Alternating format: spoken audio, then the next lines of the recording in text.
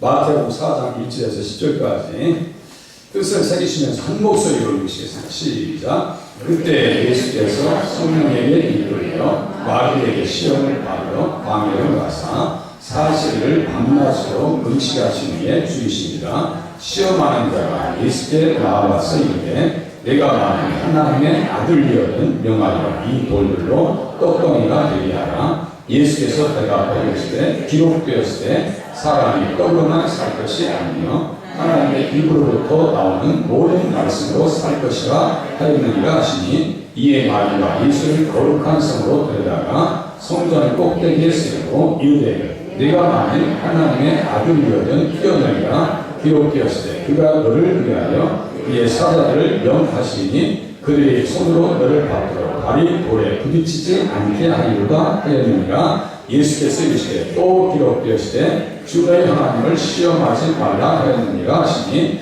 마귀가 또 그를 데리고 지극히 높은 산으로 가서 천하 만국과 그 영광을 보여 이르되 만일 내게 엎드려 경배하면 이 모든 것을 내게 주리라. 이에 예수께서 말씀하시되 사탄아 물러가라. 기록되었을 때 주 너희 하나님께 경배하고 다만 그를 섬기라 하였느니라. 아멘.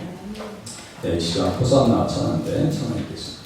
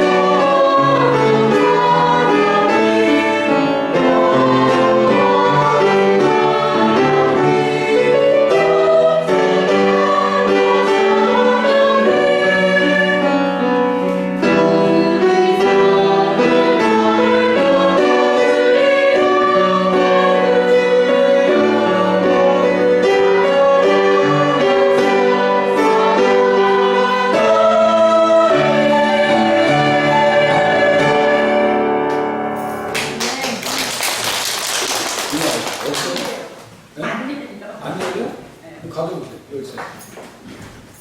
다른 거 잡으시는가 봐. 어떤 거? 어디 열쇠가 닫혔어요? 어디? 그러니까 입구요. 입구.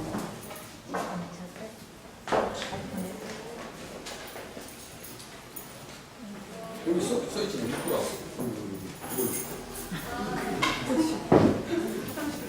네, 화장실 있어요. 네. 착각 있어요. 네, 착각. 네, 감사합니다. 오늘 박수 쳐주셨어요? 박수 한번 크게 쳐주시겠어요?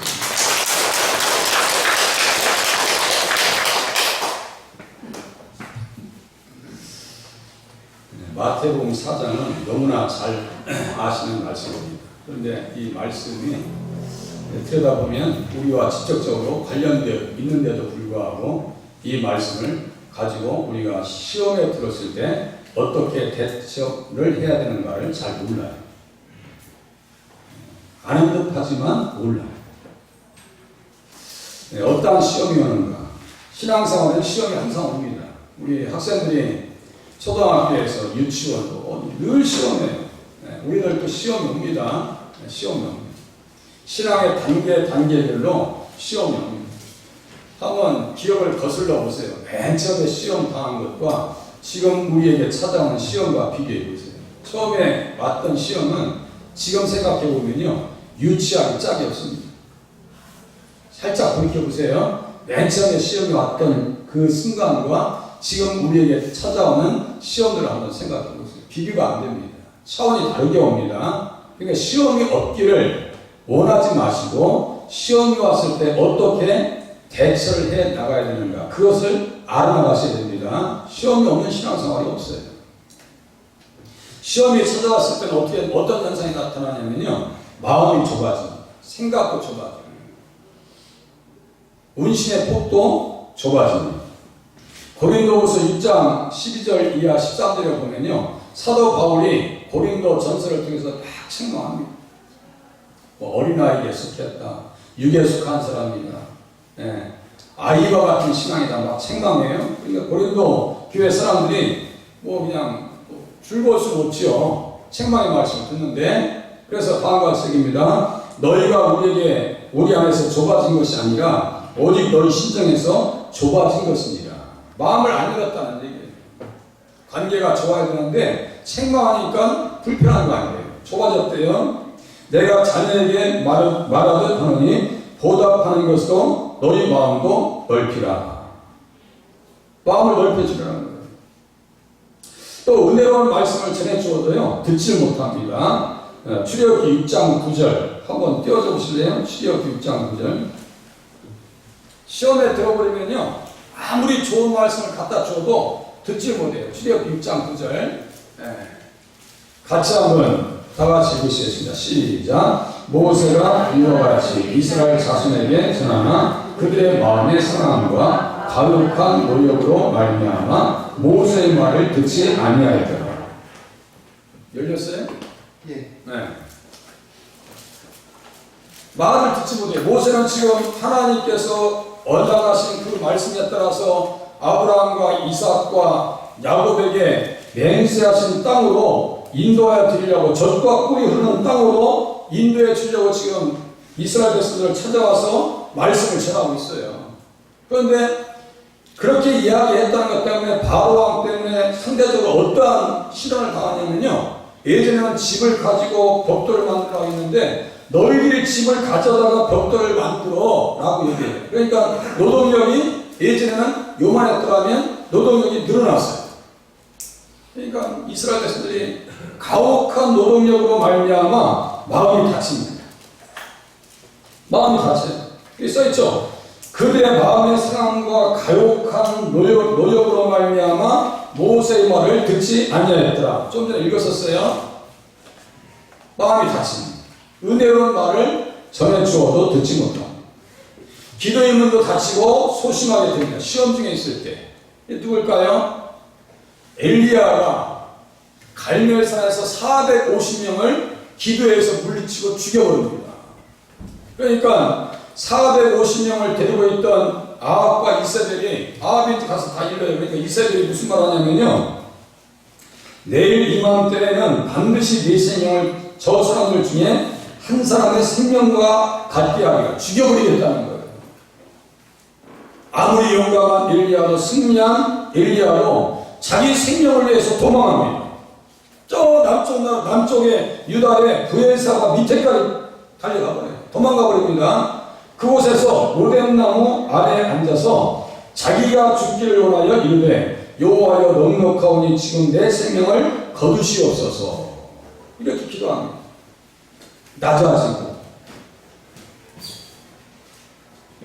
기도의 문도 닫히고 소심하게 되어져서 어떻게 하고요? 나를 데려와 달라. 우리도 그럴 때 있어요, 없어요? 가끔 있어요. 가끔. 자주 있으면 안 되고요. 예수님께서 영혼들을 구원하시는 공생의 사역을 시작하실 때에 성령에게 이끌려 마귀에게 시험을 받으십니다.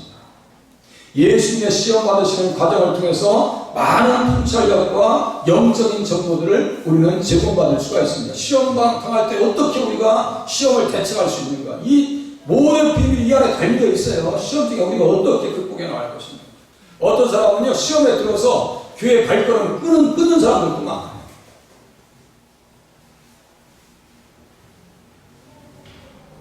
시험의 유발자는 누구예요? 3절에 시험하는 자, 5절에 마귀, 10절에 사탄입니다. 다 그놈이 그놈들이에요. 그죠? 시험하는 자, 마귀, 사탄. 그 실체가 있다니까요. 실체가 있어요. 예수님께서 시험 받으셨을 때 어떻게 대처하시는가? 물론 마귀를 물리칠 수 있어요. 나오라면 나오고 떠나라면 떠날 수 있어요. 그런데 주님께서 어떻게 그 시험을 이기십니까? 말씀을 통해서, 기록된 말씀을 통해서 4절, 7절, 10절 한번 눈으로 보세요. 기록되었을 때, 기록되었을 때, 기록되었을 때. 그러니까 그만큼 이 말씀은 어떤 능력이 있다는 거예요? 권위가 있다는 거예요. 기록된 말씀은, 사탄은요, 기록된 말씀을 가지고 나갈 때 사탄은 힘을 쓸 수가 없어요. 우리가 시험 중에 있을 때 말씀을 이렇게 기억해서 물리쳐 나가실 수 있기를 바랍니다. 그래서 말씀을 평소에 많이 들으셔야 돼요. 읽으셔야 돼요. 그 말씀이 어떠한 능력이 있는데요. 에베소서 6장 17절에 보니까 성령의 검, 곧 하나님의 말씀을 가지라. 이렇게 써있어요. 성령의 검, 곧 하나님의 말씀을 가지라. 이 영적 무기라고. 영적 무기입니다. 이 말씀으로 시험에서 승리할 수 있구나. 히브리서 4장 12절에 보니까 하나님의 말씀은 살아있고 활력이 있어 좌우의 날선 어떤 검보다 예리하다. 이렇게 써있어요. 어떤 검보다 예리하다. 말씀의 검, 하나님의 말씀을 가지고 신앙생활 하시고 시험을 대처하면은 능히 승리할 줄로 깨달으실 수 있기를 바랍니다. 말씀 가지고 해야 승리한다라고 하는 것을 예수님의 시험 받으시면서 우리에게 지금 가르쳐주고 있는 거예요. 말씀 가지고 승리할 수 있다. 혼과 영과 관절과 골수까지 찔러 쪼개기까지 한대요. 우리의 영은 영적인 문제를 생각해 보세요. 우리의 마음속에서 혈기가 약한 사람들은 혈기 때문에 무너집니다. 그렇죠?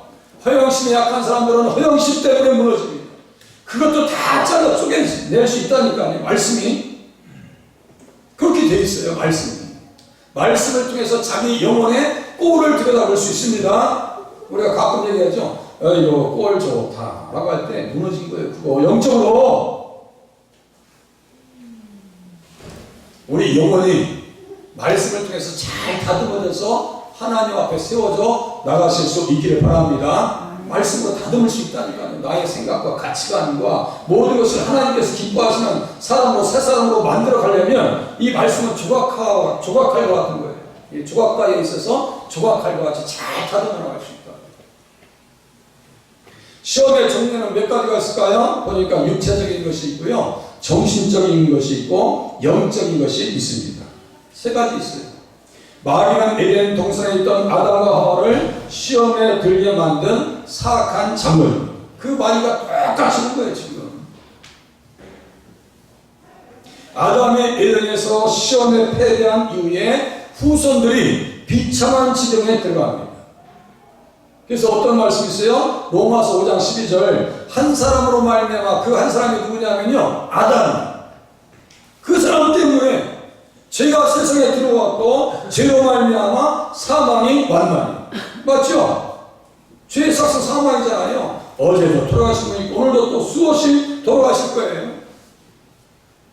그 현상들을 경험하면서도 불구하고 죄에 대한 대책 없이 우리들은 어떻게 살아야 되느냐고요.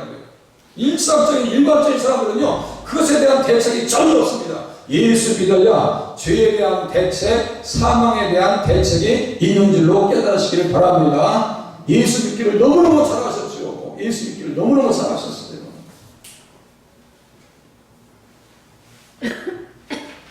그 마귀가 예수님을 또 찾아왔어요. 예수님께서 시험 받으시고 승리하신 것이 성도들과 어떠한 관계가 있으며 사탄의 시험을 이기시는 과정을 통해서 어떠한 자세들이 필요한지를 같이 한번 알아보도록 하겠습니다. 먼저 예수님께서 시험 받으신 것은 성도들을 위한 것입니다. 성도들을 위한 것이에요. 그때 예수께서 성령에 이끌려 마귀에게 시험을 받으러 광야로 가사 40일을 밤낮으로 금식하신 후에 죽이신지라 써있어요. 그때에 이때에. 제가요 주연교회 와서 지금 처음 말씀드리는 거 이 말씀. 그때에 이때에 이 말씀은 어떠한 중요한 시기를 알리는 헬라어의 표현 방식입니다. 이거 시사 영어입니다. 많은 사람들이 이 말을 인용해요. 학자들이. 한번 들어보세요. 시간의 두 개념이 있어요. 헬라어 사람들에게는 하나는 일반적인 시간 개념이 있습니다. 크로노스적인 시간이 있습니다. 또 하나는 특별한 시간 개념이 있습니다. 그것을 카이로스다라고 얘기합니다. 주님의 때는 카이로스에 맞춰져 있습니다. 카이로스라고 하는 표현이 있어요. 이는 구약의 조상들에게 계시된 언약의 때와 많은 선지자들이 예언한 특별한 때를 무슨 시간으로 얘기하느냐? 카이로스라고 해요. 카이로스. 그냥 일반적인 세상 사람들이 그냥 흘려보내는 시간은 어제 죽고 오늘 죽고 그냥 일반적으로 보내는 시간을 크로노스적인 시간이다 이렇게 얘기해요. 크로노스적인 시간. 예수 믿어서 그리스도 안에서 들어와서 사는 사람들은 특별한 시간, 어떤 시간에 들어와 있는 거예요? 카이로스적인 시간 가운데 들어와 있다 이렇게 이해하시면 맞겠습니다. 구약의 선지자들이 언약의 때를 예언했습니다. 베드로전서 1장 11절 한번 띄워줘보세요. 베드로전서 1장 11절 중요합니다. 이제 이 용어들을 성경에서 어떻게 쓰고 있는지 우리가 한번 상황을 보자니까요. 그래서 제가 수요일날 다시 보려고 하는 거예요. 그냥 읽고 넘어갈 것이 아니라 깊이 파고들어가는 거예요. 베드로전서 1장 10절 11절 10절 자 10절 11절 같이 읽겠습니다. 다 같이 시작. 이 구원에 대하여는 너희에게 임할 은혜를 예언하는 선지자들이 연구하고 부지런히 살펴서 자기 속에 계신 그리스도의 영이 그 받으실 고난과 후에 받으실 영광을 미리 증언하여 누구를 또는 어떠한 때를 지시하는지 상고하니라. 보세요. 누구를 어떠한 때를 지시하는지. 구약의 모든 선지자들은 어떠한 때를 맞춰서 예언했느냐 하면은 예수님의 때에 맞췄습니다.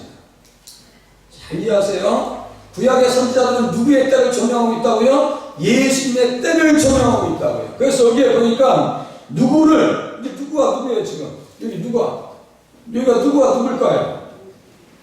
보면서 얘기하셔야 돼요. 여기 누구가 누구예요 여기?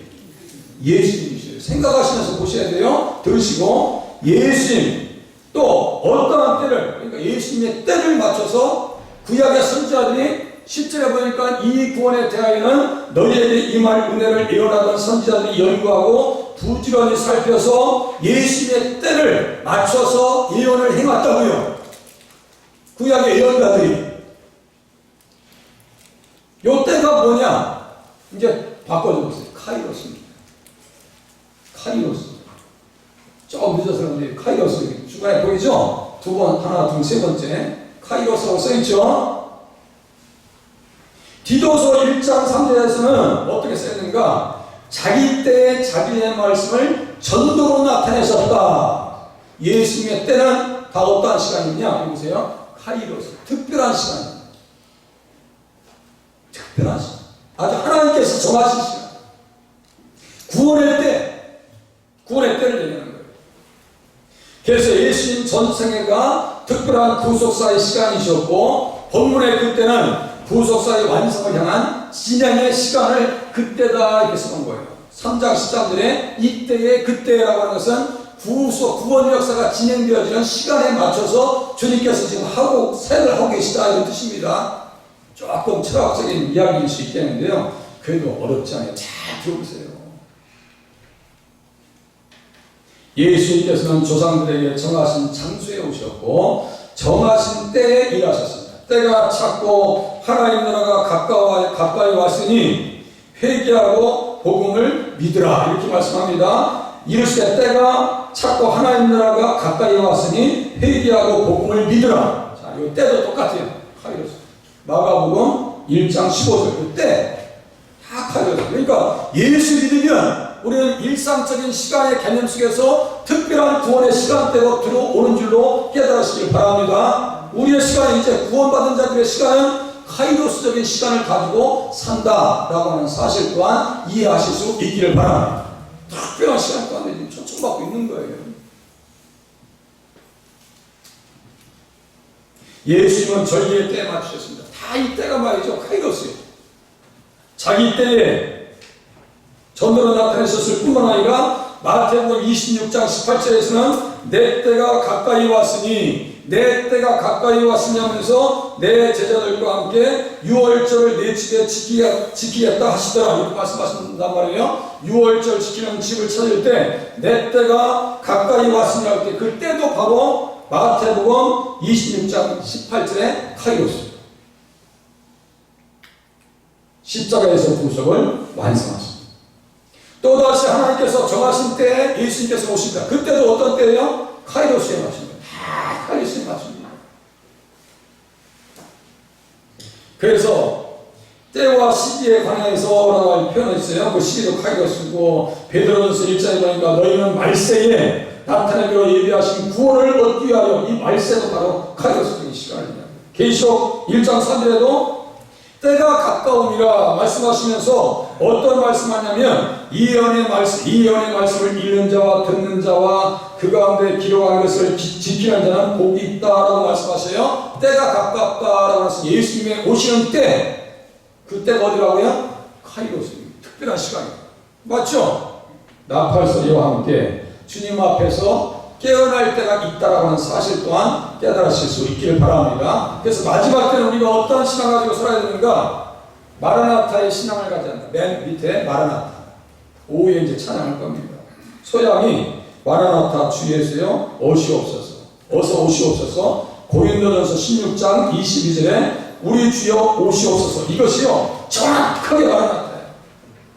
오후에 한번 찬양해 보세요. 주 예수여 우리 주여 오시옵소서. 이것이 마라나타. 마라나타 주님 맞이하는 심령으로 신앙생활 하셔야 됩니다. 그리고 어떻게 신앙생활 하셔야 되냐면 초놈을 아끼셔야 됩니다. 시간을 아껴서. 예수 믿는 분들은요 바쁘셔야 돼요. 가끔 그런 분들 있죠. 나 남는 거 시간밖에 없어. 예수 믿으시는 분들은 그렇게 얘기하시면 안 돼요. 남는 게 무슨 시간밖에 없어요? 너무너무 바쁜데. 저도 바빠요. 그래서 세월을 아끼라라고 할 때 세월도 카이로스. 아낀다는 건 뭐예요? 시간을 샀다는 얘기예요. 외인에 대해서는 지혜로 행하여 세월을 아끼라. 똑같이 아낀다. 이때가 세월이 다 카이로스입니다. 예수님이 시험 받으신 것은 자원하심이요 성령에게 이끌렸으니까 자원하심입니다. 마귀에게 시험을 받으셨으니까 이게 뭐예요? 수동적입니다. 그러니까 예수님의 삶은 능동과 수동이 같이 합니다. 좀 어렵지만 그냥 들어보세요. 자, 그래서 예수님께서 시험 받으신 것은 시험 받은 자들을 도와주시려. 히브리서 2장 18절, 히브리서 4장 14절에 보니까 모든 일에 우리와 똑같이 시험을 받으십니다. 그래서 우리는 궁일하심을 받고 때를 따라 돕는 은혜를 얻기 위하여 은혜의 보좌 앞에 담대히 나갈 것이니라. 여기 때를 따라서도 똑같아요. 그게 좋은 때, 좋은 시간이 똑같아요. 카이로스예요. 하나님께서는 때와 시간을 따라서 우리를 도와주신다는 사실을 믿으시고요. 기대하실 수 있기를 바랍니다. 어려우면 도와주시고 힘들면 새 힘을 주시고 때를 따라서 도와주신다는 그 믿음을 가지실 수 있기를 바랍니다. 도와주시려고 시험 받으셨다. 어떤 시험이 있을까요? 첫 번째, 육체적 시험이 있습니다. 시험하는 자가 예수께 나와서 이르되 내가 만일 하나님의 아들이여든 명하여 이 돌들로 떡덩이가 되게 하라. 예수께서 대답하여 이르시되 기록되었을 때 사람이 떡으로만 살 것이 아니니 하나님의 입으로부터 나오는 모든 말씀으로 살 것이라 하였느니라 하시니. 아담과 하와도요, 지금 첫사람 아담도 똑같아요. 지금 시험받는 게 아주 같은 모습으로 그대로입니다. 먹는 문제예요. 먹는 문제. 아담과 하와도 먹는 것 때문에 시험에 들어버렸어요. 선악과 먹지 말라고, 건드리지 말라고 말씀하셨는데도 불구하고 선악과를 먹었다가 인류에게 죄가 들어오고 사망까지 만들어놓은 장본인이 지금 아담과 하와예요. 첫사람 아담, 제가 말씀드렸죠. 이것은 신화적인 이야기가 아닙니다. 절대로 신화가 아닙니다. 선악과는 하나님의 것이었기에 먹지 말라 하셨습니다. 선악이라고 하는 것은 하나님의 손에 있어야 다스려지죠. 사람의 손에 선악이 다스려져야 안 다스려져요. 우리 마음을 생각해 보세요. 우리 마음 가운데 악한 생각들이 다스려지든가요, 안 다스려지든가요? 옛사람의 모습이 완벽하게 굴복이 됐던가요, 안 됐던가요? 쉽지 않습니다. 그래서 예수님이 필요한 거예요. 예수님이 필요해요. 사탄의 시험으로 아담이 하나님의 영역을 침범하여 죄 가운데 들었고 인류가 사망 지경에 들어간 것입니다. 그래서 주님께서 어떻게 말씀하세요? 너는 흑인이 흙으로 돌아갈 것입니다. 이것을 지금 다 경험하고 있잖아요. 그런데 몰라요. 우리가 그렇게 수준이 높지 않아요. 장례식장에 가서 다 보니까 이 그리스도다가 다 모시고 가서 다 묻는데도 불구하고 이 말씀과 이렇게 연결되지도 않아요. 너는 흑인이 흙으로 돌아가. 비참한 운명 가운데 있는 인생들에게 즉각적으로 하나님께서 무엇을 주셨는가? 복음을 주셨습니다. 그때도 살길 주셨어요. 그것이 원시 복음이고 창세기 3장 15절입니다. 맞아요, 틀려요? 창세기 3장 15절. 이거 암석 구절입니다. 한 번 더 띄워줘 보세요. 창세기 3장 15절. 죄가 있는 것에 복음이 있습니다. 죄가 있는 것에 해결할 수 있는 길이 있어요. 그것을 어떻게 예수님을 창세기 3장 15절에 하나님께서 아담에게 예수님을 소개하는지 들어보세요. 다 같이 창세기 3장 15절 같이 한 목소리로 읽으시겠습니다. 시작. 내가 너로 여자와 원수가 되게 하고 내 후손도 여자의 후손과 원수가 되게 하리니 여자의 후손은 내 머리를 상하게 할 것이요 너는 그의 발꿈치를 상하게 할 것입니다 하시고. 자, 여기 보세요. 여자의 후손 할 때 여자는 누구예요?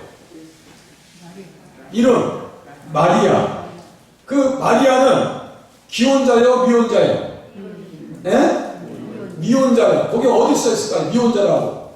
이사야서 몇 장 몇 절? 네? 이거 봐. 아는 척 하지 말라니까요. 몇 장 몇 절? 이사야서 7장 14절 띄우세요. 이사야서 7장 14절. 이거 암석 구절입니다. 그러니까 이쪽 말씀과 이쪽 말씀 이렇게 연결되어져야 돼요. 이렇게 연결되셔야 되니까 안 되니까 자꾸 성경을 지금 혼란을 일으킨다니까요. 이사야서 7장 14절. 7장 14절. 자, 이제 보니까 좀 이해되시죠? 다 같이 읽겠습니다. 시작. 그러므로 주께서 친히 징조를 너희에게 주실 것이라. 보라, 처녀가 잉타여 아들을 낳을 것이요 그의 이름을 임마누엘이라 하리라.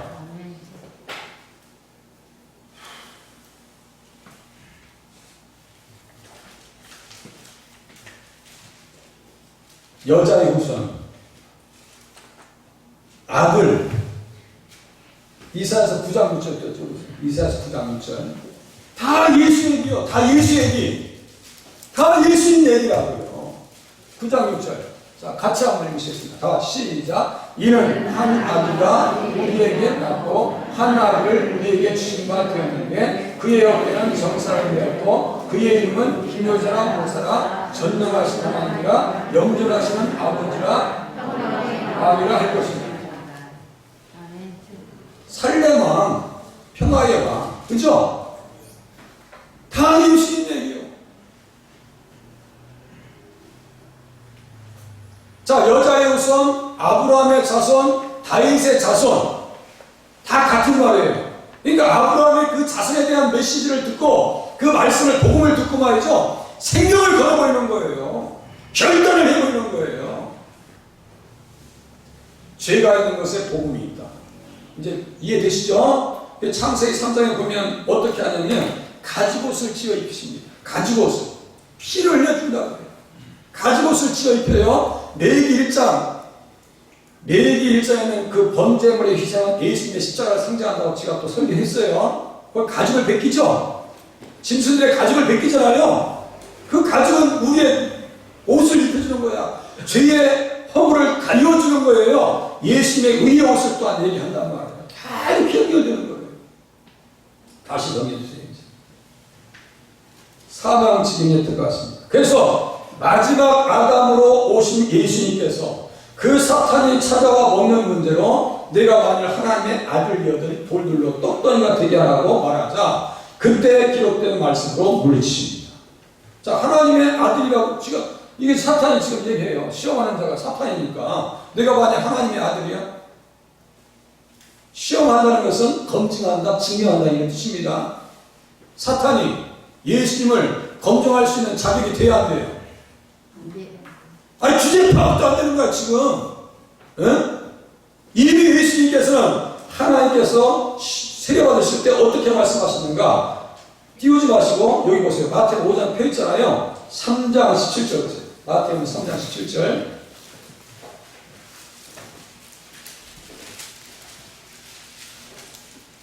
3장 17절 같이 한 목소리를 읽으시겠습니다. 큰 목소리로 시작. 하늘로부터 소리가 있어 말씀하시되 이는 내 사랑하는 아들이요 내 기뻐하는 자라 하시니라. 하나님께서 말씀하셨는데 왜 지가 와서 아들이냐 물어봐. 자격도 안 해. 술 가짜야 그러니까. 우리 마음속에 분별하지 들려오는 말도 주변에서 들려오는 말도 분별할 수 있는 자리에까지 나가실 수 있기를 바랍니다. 말씀으로 미쳐야 돼요. 나는 하나님의 자녀예요. 지금 하나님의 자녀니까 이 자리에 함께 계신 줄로 또한 믿으실 수 있기를 바랍니다. 이 확신이 있어요. 이걸 자꾸 묻는다고요. 마귀가. 너 하나님의 자녀 맞아? 교회 못 들어가. 안 가도 돼. 넌 못났잖아. 너는 예수 믿는 사람이 아니야. 라고 하는 말을 과감하게 예수님의 이름으로 물리치실 수 있기를 바랍니다. 과감하게. 하나님의 자녀예요. 우리는 하나님의 자녀라고요. 그래서 사람이 영혼과 육신으로 구성되어 있기 때문에 삶의 방식도 두 영역의 균형이 필요합니다. 육신의 양식도 필요하고 영혼의 양식도 필요합니다. 육신의 양식인 빵과 함께 영혼의 양식인 말씀을 들어야 생명이 됩니다. 그래서 주님께서 말씀하셔요. 사람이 떡으로만 살 것이 아니요 하나님의 입으로부터 나오는 모든 말씀으로 살 것이라. 말씀으로 살려고 지금 이 시간 우리는 말씀을 듣고 있는 줄로 깨달으실 수 있기를 바랍니다. 말씀을 들어야 산다고요. 영원히 살아야지.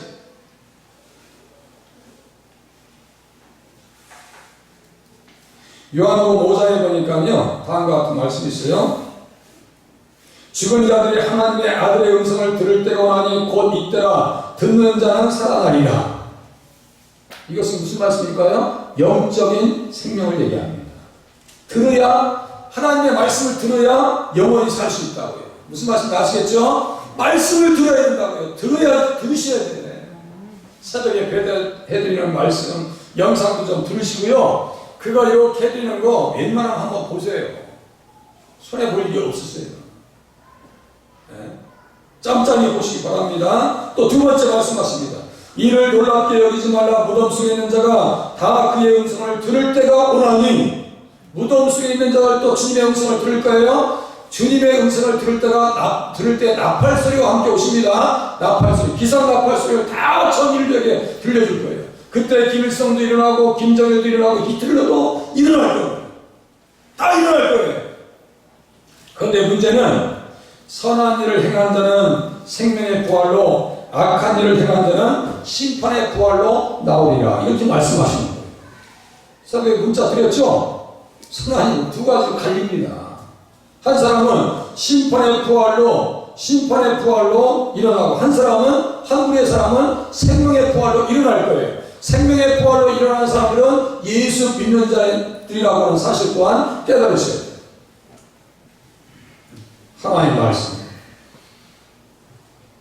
그런데요, 사탄은 가시떨기와 같은 심령들로 먹는 게 다인 양 착각하게 만들어서, 야, 교회 가면 밥 주냐? 밥이 나오냐? 육체적 양식에 집중하게 만들어서 자녀됨을 망각시킨 후에 신앙의 열매들을 지금까지 떨고 왔습니다. 수없는 사람들이요, 먹는 문제 때문에 목사님 직장이 바뀌었어요. 너무나 자연스러워. 양심의 가책도 없어요. 코로나요? 목사님 코로나 때문에 제가 할 수 없는 너무나 자연스럽습니다. 생각해보세요. 우리의 신앙의 모습을. 목사님 제가 몸이 좀 불편한데요, 너무나 당연한 거예요. 예수로 충만하면 그것이 당연한 말이에요, 불편한 말이에요? 양심에 걸리는 말이에요, 걸리지 않는 말이에요? 양심에 걸리는 말인 줄로 이제부터 깨달으실 수 있기를 바랍니다. 여기 와서 쓰러지세요. 여기 와서 그런 마음으로 신앙생활 하셔야지. 신앙생활이요, 너무나 느슨합니다. 긴장이 없어요. 긴장감이 없습니다. 요새 신앙인들 보면요, 전혀 긴장감이 없습니다. 내가 신앙 열매 맺지 못하면 내가 어떻게 할까? 그렇게 하고 주의를 성수하지 못하면 내가 어떻게 할 거라고는 발을 동동 구르면서 신앙생활 해야 되는데요, 전혀 그 양심이 없다고. 신앙 양심이 다 물 건너갔어요. 그것을 사탄은 노립니다. 어떻게 한번 흔들어 볼까? 교회 무용론 그 논리에 빠져들지 않기를 바랍니다. 정말 신앙생활 잘하세요. 지금 이게 살고 죽는 문제예요. 지금 마지막 나팔소리와 함께 생명의 부활로 일어날 거야, 아니면 심판의 부활로 일어나실 거예요. 저는 분명히 말씀드렸어요. 나중에 목사 하나님 앞에 가서 저는 김 목사한테 그런 말 못 들은 이런 얘기 하지 마세요. 제가 분명히 지금 말씀 드려놨어요. 교회에서 그런 말을 들어본 적이 없는데 이런 얘기 하지 마시라고 저한테. 또 정신적 시험이 있습니다. 5절 6절 보세요. 7절까지. 이에 마리가 예수를 거룩한 성으로 데려다가 성전 꼭대기에 세우고 이르되 네가 만일 하나님의 아들이여든 뛰어내리라. 기록되었을 때 그가 너를 위하여 그의 사자들을 명하시니 그들이 손으로 너를 받들어 발이 돌에 부딪히지 않게 하리로다 하였느니라. 예수께서 이르시되 또 기록되었을 때 주 너의 하나님을 시험하지 말라 하였느니라 하십니다. 이제는 뭐예요? 말씀을 분별할 수 있어야 돼요. 말씀을 분별할 수 있어야 됩니다. 말씀으로 육체적 시험을 물리치시니 마귀로 기록된 말씀을 가지고 인용해서 예수님에게 시험을 걸어옵니다. 참 기가 막힙니다. 하지만 그 말씀은 이스라엘 백성들을 인도하신 방법이시지 예수님과는 하등의 관계가 없습니다. 잘 이해하셔야 돼요. 마귀가 인용한 말은요, 시편 91장 11절 12절의 말씀이에요.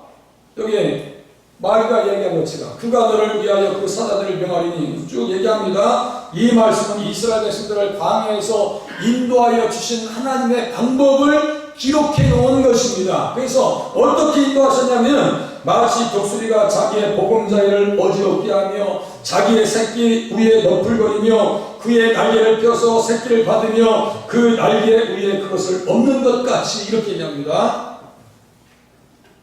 독수리 동물의 안을 보세요. 어느 정도 사람은요, 이 새끼들이 막 날개짓을 합니다. 막 날개짓을 해요. 그러면 어미새가 이 먹이를 가지고 와서 이 고기 앞에 가서 찢어주는 게 아니에요. 절대 찢어주지 않습니다. 때가 되면요, 이 독수리가 저 밖에서, 되게 독수리들은 낭떠러지에 집을 짓잖아요. 그런데 저쪽에서 어미 독수리가 야 내가 먹을 것을 잡아왔는데 어떻게 이쪽으로 올 생각이 있냐 없냐. 그럼 새끼들이 막 날개짓 하면서 용감한 놈은 글로 가서 먹는 것이고 겁이 많은 놈은 이제 며칠 굶어야 돼. 그게 이스라엘 백성들 하나님께서 이끄시는 하나의 방법을 독수리의 방법으로 참 신명기 32장 11절 띄워보세요. 신명기 32장 11절 띄워줘보세요. 그 방법을 얘기하는데 지금 마귀가 그걸 가지고 지금 예수님에게 들이댄단 말이에요. 지금 신명기 32장 11절 같이 읽겠습니다. 시작. 마치 독수리가 자기의 보금자리를 어지럽게 하며 자기의 새끼 위에 너풀거리며 그의 날개를 펴서 새끼를 받으며 그의 날개 위에 그것을 엎는 것 같이 주님께서 인도하셨다. 그 뜻입니다. 떨어진 거예요. 또 다시 세워주시고 시험 받으시고 또 이끌어주시고 기적의 역사를 통해서 이끌어주신 것이 광야 이스라엘 백성들과 함께 하셨던 하나님의 인도하시는 방법이셨습니다. 넘기세요.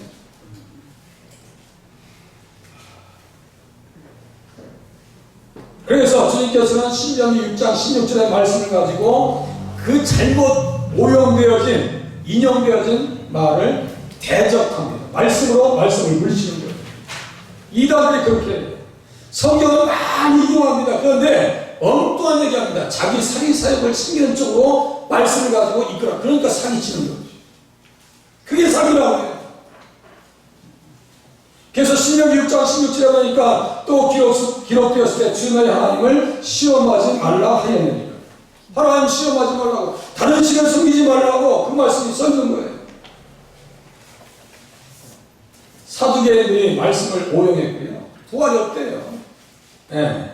그래서 제가 마태복음 22장 29절 쓰는 거예요.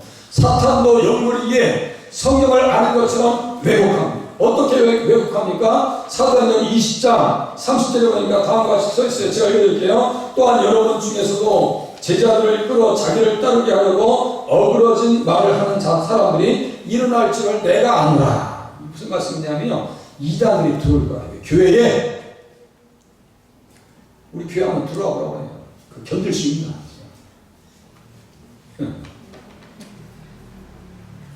허술하면요, 교회가 허술하면 와서 갖고 장난하라고 합니다. 제가 말씀드렸죠? 가까운 큰 교회가 신천지 한 사람 때문에 교회가 딱 갈라졌습니다.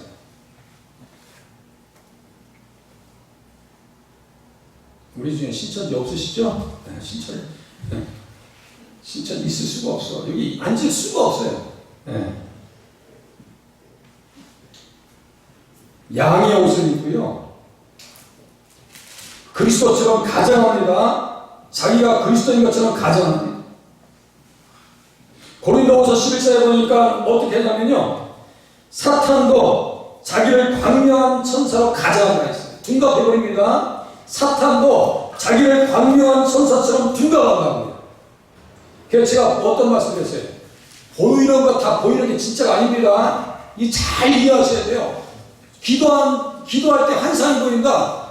그럴 때 저한테 오셔야 돼요. 목사, 이게 보이는데 어떻게 하죠? 자, 그러면 아이고 집사님 너무너무 훌륭하시 이렇게 나가겠어요? 착각하지 마세요. 사탄도 광명한 천사로 둔갑합니다. 그러면서 사탄의 일꾼이 뭘까요? 이단 사역자들이에요. 제가 이단 그 집회한테 이렇게 영상을 봤다 했죠? 이야, 세상에 너무너무 얌전히 앉아있고요. 미동도 없어. 우리는 가끔 시계도 쳐다보고 뒤도 보고 화장실도 왔다 갔다 하시잖아. 우리 지금은 이제 많이 없어지셨죠.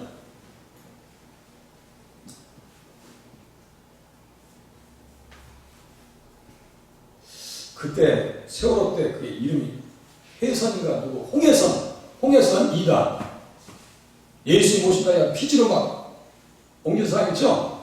그 사람 집회 영상을 제가 봤어요. 그랬더니 강단 앞에까지 다 앉아있어. 천주교, 기독교, 장로교, 감교 여기 다 앉아있다 이거야. 그래서 환상 얘기를 합니다. 제가 들려줄게 들어보세요. 저한테 같이 예배하고 저한테 가르침 받는 학생 중에 하나가 요새 환상을 보는데 어떤 환상을 보냐면 사람들이 뜨겁다고 하면서 강으로 뛰어드는 환상을 본다 이거예요. 자, 좀 전에 얘기했어요. 환상 그거 다 진짜 아니라고.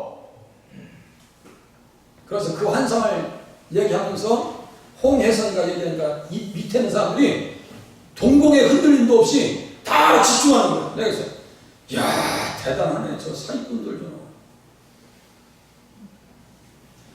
은혜롭게 신옥주 얘기했죠. 앞에 와서 자기 마음에 안 든다고 이것도 때리는 사람이 있어. 건장해가지고 때리는 사람이 있어. 얼굴을 이 뺨을 사정없이 때려요. 그런데도 전혀 미동이 없어. 앞에 앉아있는 사람이 몇백 명이 앉아있어. 그게 얼마나 무서운 죄악인지 아세요? 영적으로 상치는 거. 다시 읽어드릴게요. 사탄의 일꾼들도 자기를 의의 일꾼으로 가장하는 것이 또한 대단한 일이 아닙니다. 이단의 일꾼들도 보세요. 영물이기에 사탄들도 성경을 인용합니다. 왜곡합니다. 기적을 통해서 미혹된 자들을 이끌어 나갑니다. 마귀가 아담을 미혹한 것처럼 어떻게 미혹했을까요? 아담을. 야, 이거 보면 하나님처럼 돼. 이 미혹이에요. 똑같은 거예요, 지금. 우리 말씀을 제대로 듣고 훈련되지 않냐면요, 이걸 분별할 수 있는 길이 없습니다. 아예 없다고 보셔야 돼요. 제가 들을 때는 처음부터 끝까지 다 거짓말인데, 그것을 제가 전제한 것을 빼버리면, 이건 완전히 사기꾼들이라는 것을 빼버리면, 야, 제가 어떤 말씀을 했어요? 95%가 거의 기독교인들, 개신교 목회자들이랑 이야기하는 거의 똑같다고 제가 말씀드렸죠? 그게 누가 분별하겠어요? 누가 성경 가지고 얘기하는데? 정신적 시험이 옵니다. 그래서 어떻게 하냐면, 보세요. 예수님께서 성전 꼭대기에 뛰어내리면 수많은 유대인들에게서 손쉽게 메시아로 인정받을 수 있다라고 지금 미혹하고 있는데, 제가 말씀드릴게요. 그 당시에 예루살렘 그 주변에 평소에 몇만 명이 오냐면 최소 3만에서 5만 명이 모입니다. 절기 때는 150만에서 200만 명이 모입니다. 그러면 무슨 뜻이에요? 지금 사탄은 성전 맨 위에서 서서 뛰어내리라. 그러면 살아나면은 당신 지금 유대인들한테 인정받지 못하잖아. 그러니까 인정받고 지금 편하게 가자 이거야. 누이 좋고 매부 좋고 꽁 잡는 게 매라고 그냥 편하게 가자. 이렇게 미혹하고 있는 거예요. 그 시험에 우리 주님께서 말씀하십니다. 기록되었을 때 주 너의 하나님을 시험하지 마라. 또 하나님의 아들이거든 하면서 좀 자기가 지금 체크하라고 해요. 순 거짓말. 십자가를 지지 말라고 시험합니다. 우리에게도 똑같은 시험이 옵니다. 어렵게 신앙생활 하지 마라. 편하게 신앙생활 해. 아이고 주연교회 가봐. 그거 징하게 말씀도 길구만요. 은혜가 안 돼. 라고 속에서 브레이크 잡을 수 있다니까. 참 감사한 게 들어주셔서 감사합니다. 들어주셔서 이제 다 됐어요. 다 끝났어요. 편하게 신앙생활 하지 마세요.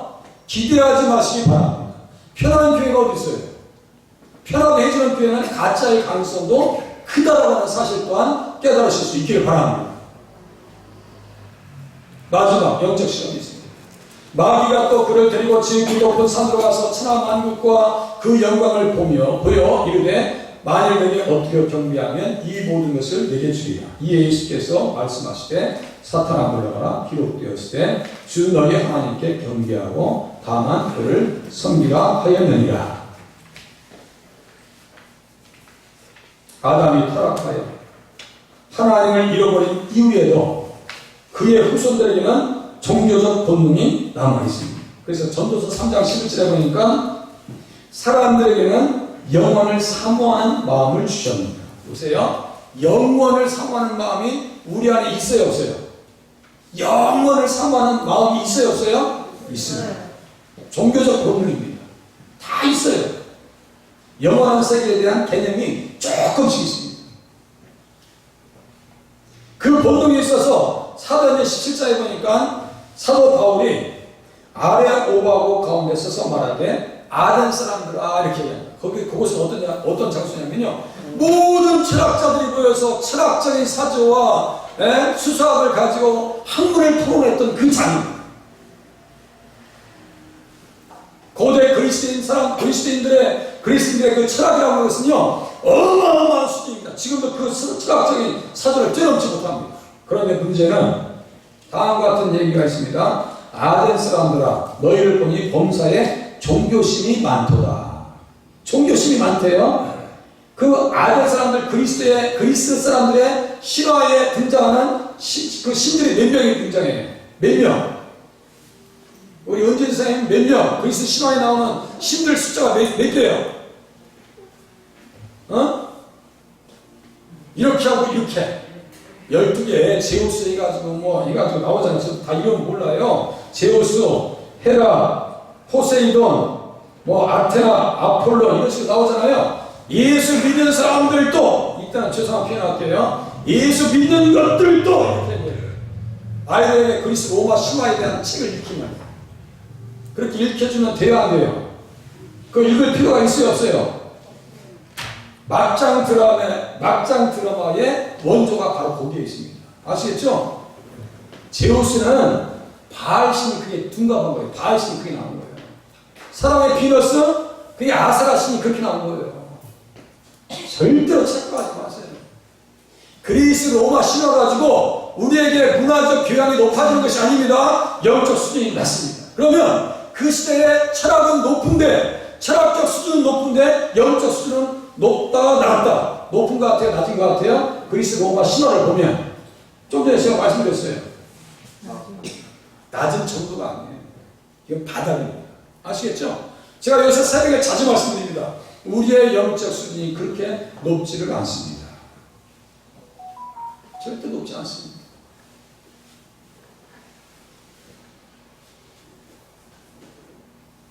이 종교적 본능이 말이죠. 그래서 문제가 뭐예요? 왜곡됩니다. 신명기 13장 13절에 여기 보니까 잠깐 띄워보세요. 좀 바쁘지만 거의 다 끝났어요. 이제 신명기 13장 13절 펴실 수 있는 분들은 펴주세요.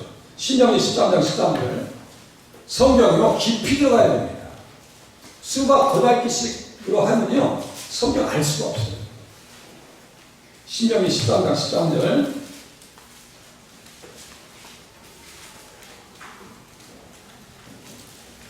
같이 읽겠습니다. 시작. 너희 가운데서 어떤 불량배가 일어나서 그 선업 주민을 유혹하여 이르기를 너희가 알지 못하는 다른 신들을 우리가 가서 섬기자 한다 하거든. 이 불량배가 뭐라 했어요? 제가 자주 벨리알은 마귀 자식이라는 것이죠. 아무 도움이 안 된다. 벨리알이 하는지 이 불량배가 어떤 짓을 해요? 여기 밑에 보세요. 문 열어보세요. 어떤 짓을 해요?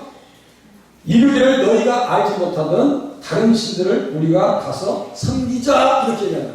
그러니까 우리의 종교적 본능이 이 불량배 벨리알에 의해서 자꾸 이게 활동을 일으킨단 말이에요. 그러니까 이단들이 된단 말이에요. 이단들은 된단 말이에요. 그게 아까 말씀드렸죠. 수백 명이 모여있으며 미동도 하지 않아요. 양모 입고 다 똑같이 앉아서 예배 드리는데요. 얼마나 자세가 똑바른지 몰라요. 우리 조금만 길어도 좀 불편하죠? 좀 불편한 시간 되셨죠? 빨리 끝낼게요. 종교적 본능이 무엇에 의해서 흔들린다고요? 불량배, 이단, 사교 집단들에 의해서 우리의 종교적 본능을 여지없이 흔들어 버립니다. 다시 넘기세요. 왜곡됩니다. 문제는 예수님을 믿기 전 대다수의 사람들은 영적인 시험에 들어 있어서 거짓 신들을 경배하며 섬깁니다. 조상들을 섬기고요. 예? 조상신들도 섬기고 뭐 불교 다니는 것도 전혀 문제가 안 되고요. 무당 찾아가는 것도 문제가 안 됐었어요. 그런데 예수 믿고 나보니까 아이 세상에 큰 죄악이었네. 맞아요, 틀려요. 큰 죄악이었네. 예수 안 믿는 것처럼 큰 죄가 없어요. 그죠? 큰 죄악. 왜 죄가 됩니까? 왜 죄가 돼요? 예수 안 믿는 게 왜 죄가 돼요? 우리 존경하는 이중산 집사님께서 말씀하시면 저는 행복할 것 같아요. 예수 믿지 않으면 왜 죄가 됩니까? 죄 용서 받을 수 있는 길이 있어요? 없어요? 없으니까 죄지. 응? 예수 안 믿는 것을 못 믿는 것을 너무너무 안타깝게 생각하셔야 돼요. 죄를 짓는 자마다 요한일서 3장 8절에 보니까 마귀에게 속한다고 써있죠? 예수 믿기를 너무너무 잘했지.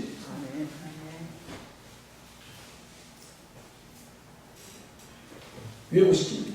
왔을 때가 깨닫는다니까요.